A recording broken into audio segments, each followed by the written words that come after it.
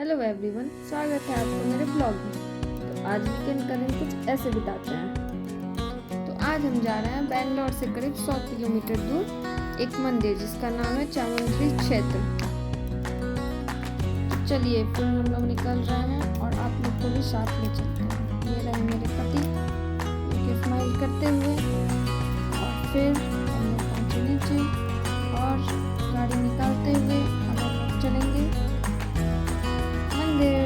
चलो। मंदिर पहुंचने से पहले अब हम बताते हैं आपको रास्ते के बारे में और नज़ारा दिखाते हैं। ये देखिए, एक बीच में आ गया बड़ा सा ऑटो और फिर गाड़ी का प्यास बुझाते हुए हम लोग निकले एक मोटा हाथी के पास। ये देखिए, फिर रास्ते का मजा लेते हुए सुंदर से व्यू को देखते हुए फिर हम लोग निकल पड़े आगे की तरफ। रास्ते में चलते चलते ये आया गुफा को पार करते हुए निकले बाहर। कबूतर फिर दिखा एक महल। फिर ऐसे ही रोड क्रॉस करते करते हम लोग पहुंचे आगे। अगर आप लोग को जल्दी जाना है तो आप लोग थोड़ा सवेरे निकलिए ताकि आप लोगों को ट्रैफिक का सामना ना करना पड़े।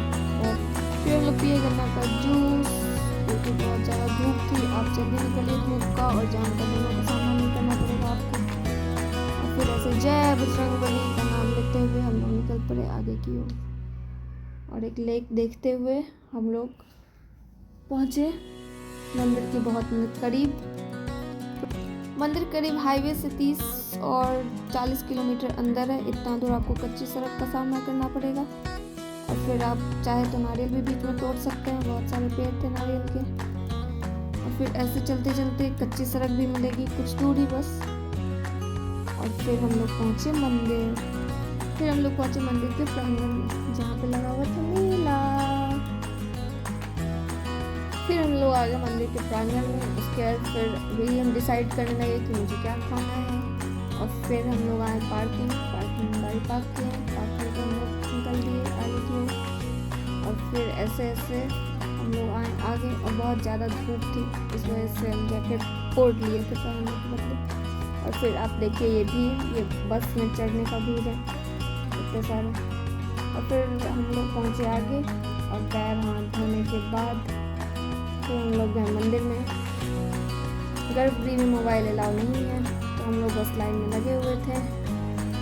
और फिर हम लोगों ने मंदिर के अंदर दर्शन किया। यह है कर्नाटक के गौरगिरी का चामुंडेश्वरी क्षेत्र, जहाँ 18 हाथों वाली 25 केजी सोना और 5 धातु से बनी ये विशाल मूर्ति भक्तों को दूर से ही अपनी ओर खींच लेती। और असली रहस्य तो मंदिर के गर्भगृह में, जहाँ कैमरा ले जाना अलाउ नहीं था। ये कहानी शुरू होती है सालों पहले, जब एक गरीब आदमी खेत में हल चला रहा था तो उसे जमीन के नीचे मिली थी माँ की एक छोटी सी मूर्ति। और वही मूर्ति है गर्भगृह में। कहते हैं आप पे कितना भी बड़ा टोना टोटका हो, इस मूर्ति के सामने नमक चढ़ाने से सब भस्म हो जाता है। और कोई भी सपना हो तो यहाँ एक नारियल बांध कर मांगो, वो मुराद पूरी हो जाती है। इतना ही नहीं, अगर कर्ज में डूबे हैं तो बस यहाँ आकर एक सिक्का चिपका दो। लेकिन रुकिए, मेरे पति थोड़ा ज़्यादा कर्ज में थे, इसलिए उन्होंने 10 रुपये के सिक्के चढ़ाए।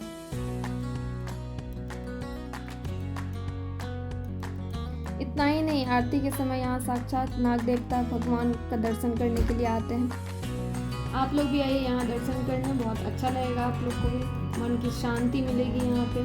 फिर हम लोगों ने खाए सेव पूरी और फिर हम लोग खाए आलू रोल। ये मैं नहीं खाई क्योंकि मुझे ये पसंद नहीं था, मेरे पति देव ने खाया, बहुत मजे थे। ये आंटी बहुत अच्छी थी, बहुत अच्छे से लगा के दे रही। आप लोग भी आइएगा तो ये ज़रूर खाइएगा।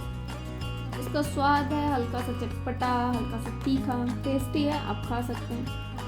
फिर हम लोग खाए आइसक्रीम, हम खाए चॉकलेट, मेरे पति देखा इलायची फ्लेवर। और फिर हमको परेशान कर रहे थे तो फिर हम भी इनको परेशान करने के लिए आइसक्रीम इनके पूरे मुँह में लगा दिए। फिर ऐसे ही खाते पीते हम लोग वहाँ से निकल पड़े। ये देखिए, फिर हम लोग निकलते हुए एक बहुत अच्छा सा सनसेट देखे, जो कि आपको भी दिखाते हैं। ये देखिए, और फिर माता रानी को जय बोल के वहाँ से चल दिए। रास्ता बहुत अच्छा था, शाम हो गई थी जाते जाते, क्योंकि हम लोग निकले ही लेट से थे। आप लोग को जानना है तो निकलिएगा जरूर। ये फिर हम लोग देखे उजड़ा सा पहाड़, जो कि बहुत अच्छा दिख रहा था। और फिर रात के ट्रैफिक का लुत्फ उठाते हुए हम लोग निकले और फिर एक जगह चाय पीने के लिए हम लोग रुक गए। फिर हम लोग पिए चाय और फिर ऐसे करते करते हम लोग पहुँच गए घर।